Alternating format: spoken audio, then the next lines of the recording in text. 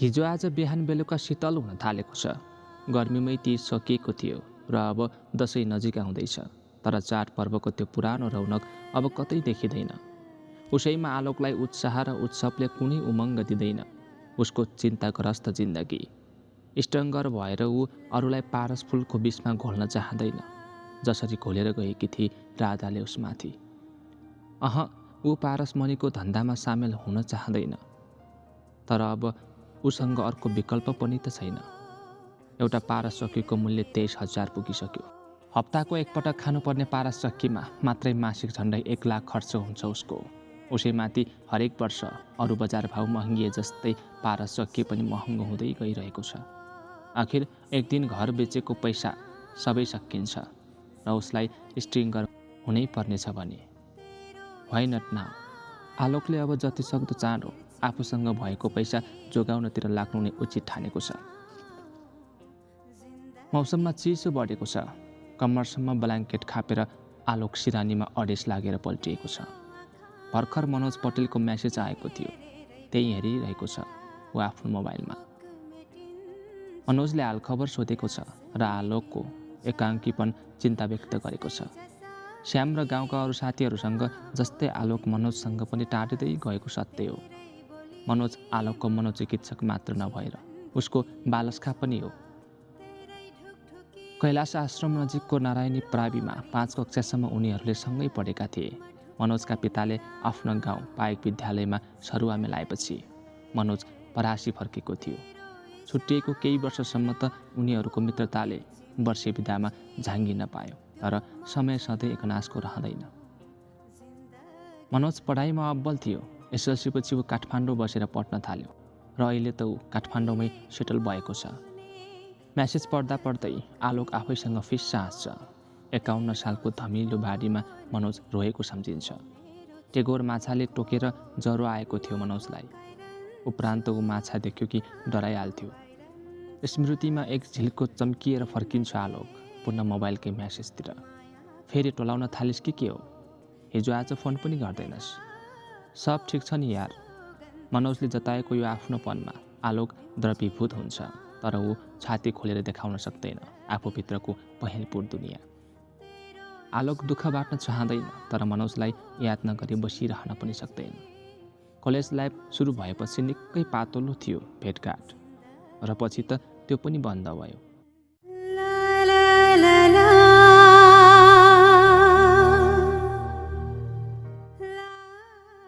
Alok Dubai लाग्यो र एक दिन उतैबाट मालदिप्स गयो। धेरै वर्षपछि आलोकले नै एक दिन फोन गरेको थियो मनोजलाई। जब आलोकलाई थाहा लाग्यो कि ऊ आफ्नै मानसिक हमलाको शिकार भएको छ, उसले मनोचिकित्सक भएको मनोजलाई सम्झिएको थियो। परामर्शका लागि केही दिनपछि नै ऊ काठमाडौँ हानिएको थियो। राधा पनि गएकी थिए आलोकसँगै। मनोजतिर झल्किएको उसको मन अब राधाको उल्झनमा फस्न थाल्छ। मेरो पुरा नाम राधा कुमारी चालिसे हो र म हजुरकी साथी नारायण चालिसेकी छोरी हुँ। आलोक सम्झिन्छ राधासँगको त्यो पहिलो भेट। 3 घन्टासम्म आफ्नै भ्रमलाई आफ्नो विगत सुनाएको त्यो दिन। राधा आएकी थिए उसलाई भेट्न गैडाकोटको घरमा। ज्योतिले एयरपोर्टबाट स्कुटरमा ल्याएकी थिए उसलाई। अनि यो सब अघि दिउँसो कुरा गर्दा चाहिँ किन भन्नु भएन त मलाई? यसरी नै प्रश्न सोधेको थियो आलोकले राधालाई। त्यो प्रश्नले आश्चर्यमा पारेको थियो राधा र ज्योति दुवैलाई। आश्चर्यमा आँखी भाउहरू खुम्च्याएका थिए उनीहरूले, तर कहिलेकाहीँ सबै थोक संयोगले नै ठिक बनाउँदो रहेछ। जब आलोकले थाहा पायो कि केही समय अघिसम्म जसलाई ऊ आफ्नो विगत सुनाइरहेको थियो त्यो राधा नभएर उसको आफ्नै मानसिक भ्रम थियो, तब ऊ अर्धमूर्छित भएको थियो। तर तत्कालै ऊ आफूलाई सम्हाल्न सफल भयो। उनीहरूका विस्फारित नेत्रलाई उसले सजिलै सहज गरिदियो। फिस्सा हाँसेर भनिदियो, जिस्काएको नि मैले। उसले यसरी अभिनय गरेको थियो कि ज्योति र राधाले आलोक अलमल्लमा परेको पत्तै पाउन सकेनन्। कहिलेकाहीँ ठुला ठुला सङ्कटहरू पनि सानातिना कुराले नै समाधान गरिदिन्छन्। आलोकको त्यो दिनको फिस्सा हाँसो यस्तै एउटा उदाहरण थियो। ऊ कोल्टे फेर्छ र ब्ल्याङ्केट मिलाउँछ।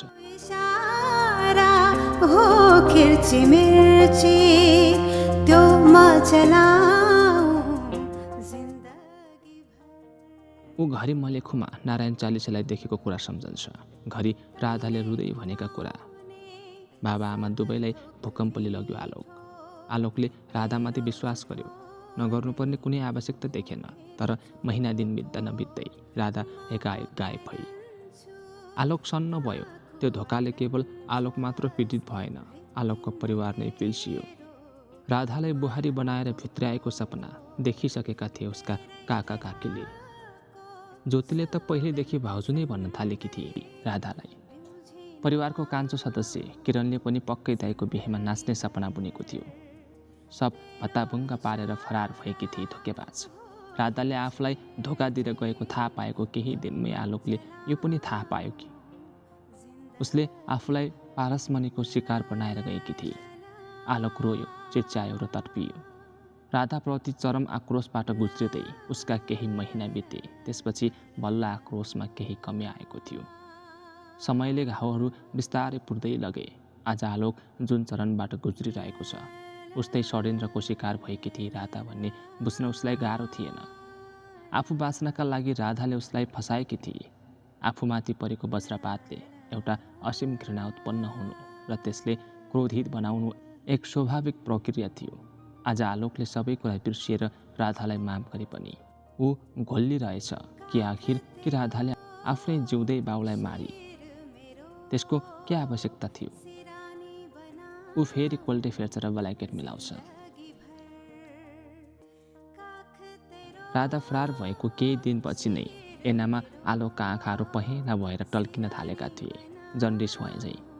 उपचारको क्रममा उसलाई पारस रोग लागेको थाहा भयो। भित्रभित्रै भुस झैँ सल्किँदै गएको पारस रोगको उपचार महँगो मात्र छैन, पछिल्लो समयमा यो कानुनको निगरानीमा पनि छ।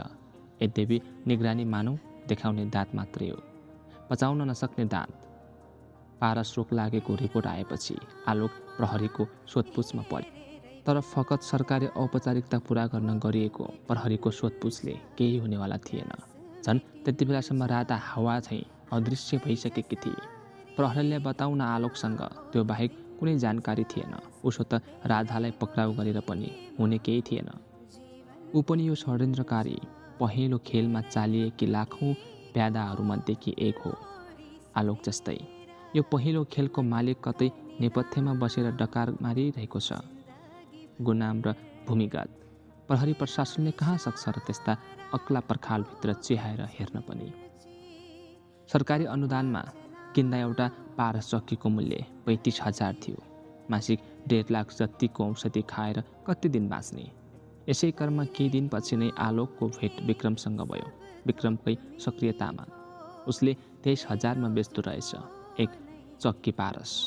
आश्चर्य थियो कि सरकारले 50% अनुदान दिँदा पनि वैधानिक रूपले किन्दा यसको मूल्य त्यति धेरै हुन पुग्थ्यो। तर उही औषधि पहेलपुरका एजेन्डाहरूबाट किन्दा त्यति धेरै सस्तो। आलोकले सोच्यो, यो कस्तो हिसाब हो?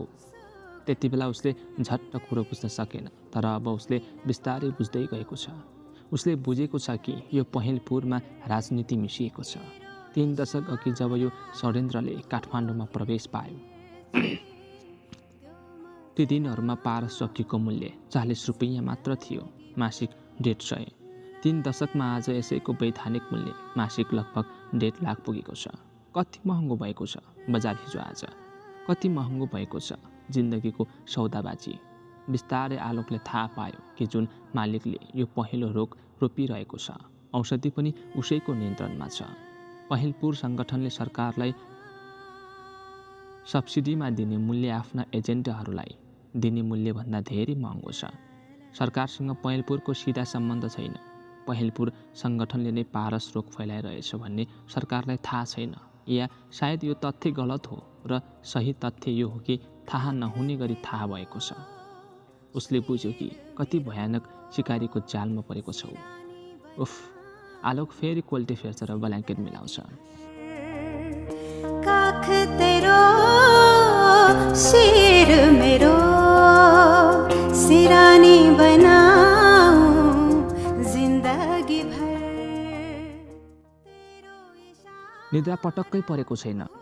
यसपालिको कोल्टे फेराइमा आलोकको एकालापको रिल फेरिन्छ र मानसपटलभित्र राधा बेरिँदै जान्छे।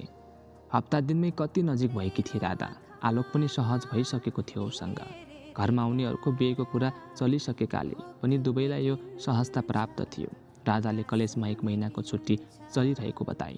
उसले ज्योति र आलोकलाई बताए कि ऊ यो 1 महिना गीतानगर मामा घर बिताउँदैछ। उसले आलोकलाई भावहरूको इसाराबाट बताए कि ऊ बिहे अघि आलोकसँग केही युगल समय व्यतीत गर्न चाहन्छे। सीतानगर र गैडाकोटको दूरी कति नै टाढा भयो र राधा र आलोकको भेट दिनहुँ नारायणी किनारमा आउन थाल्यो। राधा पुलचोक आएर आलोकलाई फोन गर्थे। आलोक स्कुटर लिएर कुदिहाल्थ्यो। उनीहरू कहिले नारायण घाटतर्फको दक्षिणी किनारा त कहिले गैडाकोटतिरको उत्तरी किनारामा भेट्थे। दोस्रो भेटमा राधा आफ्ना बुबाआमाको सम्झनामा पोखिएकी थिए। 72 सालको भूकम्पले लगेको थियो उसका बुबा र आमालाई। अघिल्लो महिना मात्रै बाबा मालदिप्सबाट फर्किनु भएको थियो। त्यहाँ रहँदा माझदासँगको सम्बन्धले बाबा र मम्मीको सम्बन्ध घाउ भएको थियो। बाबाको घाउमा मम्मीको त्यस्तो घटना भएको भए बाबाले सायद डिभोर्स गरिसक्नुहुन्थ्यो, तर मम्मीले त्यसो गर्नु भएन।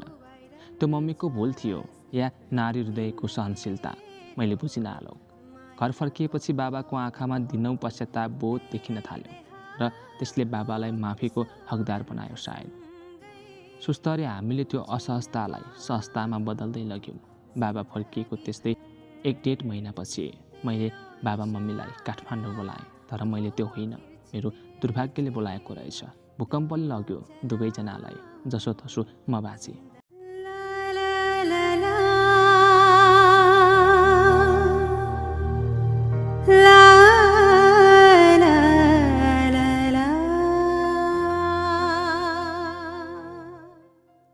उसले यसरी छोटकरीमा सुनाएकी थिए।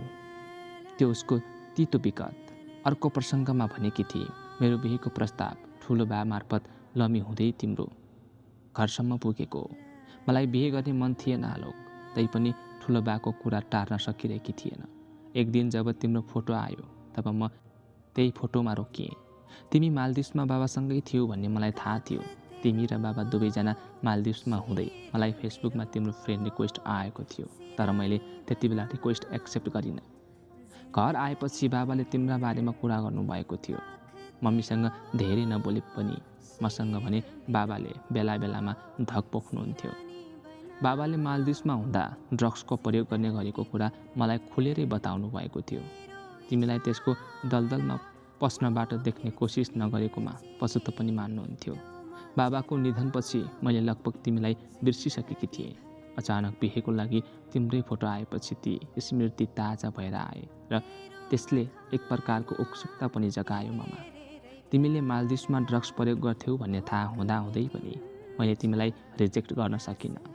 तिमीमा केही थियो जसले मलाई तिमीतिरै खिच्यो। केही विशेष लाग्यो तिमी मलाई, तर जे भए पनि बिहे जस्तो निर्णय गर्नुअघि तिमीसँग केही समय व्यतीत गर्न आवश्यक थियो र तिमीलाई भेट्न आए। राधाले नहिचकिचाइकन आलोकसँग भनेकी थिए कि उसलाई पनि चुरोट पिउने बानी लागेको छ। यसरी दोस्रो भेटमै राधा खुलस्त भएकी थिए। त्यो खुलस्ताले आलोकलाई पनि बलियो बनायो। आफ्नै भरमलाई आफ्नो कहानी सुनाएपछि आलोकलाई फेरि हिम्मत आएको थिएन त्यो सब बताउने, तर राधा खै आलोकभन्दा खुलस्त भएर कुरा गर्न थालेपछि आलोकले पनि त्यो तातेको फलाममा घन ठोक्ने हिम्मत जुटायो। उसले मालदिप्सका ती अनगिन्ती सर्काहरूको धाकोमा जेलिएको मानस कथाको यथार्थ विगतलाई राधाको सामुन्ने राखिदियो। राधाले सजिलै आलोकको दर्दको महसुस गरेको भान देखिएकी थिए। आलोकको हात समाएर उसले ढाडस दिएकी थिए। हरेक साँझ नारायणीको तीरमा बसेर एक गिल्ली चुरोट पिउँदै त्यो दुई बीच कुरा हुन्थ्यो। बिहे अघि नै राधा विश्वासिनी देखिन्थे आलोकप्रति। आलोक त उसै पनि सबैलाई सजिलै विश्वास गर्ने खालको मान्छे। भेट भएको त्यस्तै 10 दिनपछि उनीहरू दुवैजना आलोकको साथी मनोचिकित्सक मनोज पटेललाई भेट्न एकसाथ काठमाडौँ गएका थिए। काठमाडौँमा रहँदा उनीहरू बीचको सबै पर्दा उग्रिएको थियो। उनीहरूले त्यो समधुर बसाइलाई 3 दिनबाट लम्ब्याएर 10 दिन पुर्याएका थिए। आलोकलाई गरिने मनोवैज्ञानिक परामर्शको अवधि लम्बिनु आफैमा उनीहरूका लागि एउटा बहाना जस्तै बन्यो काठमाडौँको बसाई। वास्तवमा ती दिनहरू उनीहरूका लागि हनीमुन अवधि जस्तै बन्न पुगेको थियो। आलोक फेरि कोल्टे फेर्छ र ब्ल्याङ्केट मिलाउँछ। यसपालि भने उसका आँखाका परेला अलि भारी भएका छन्। अब निदाउँछ कि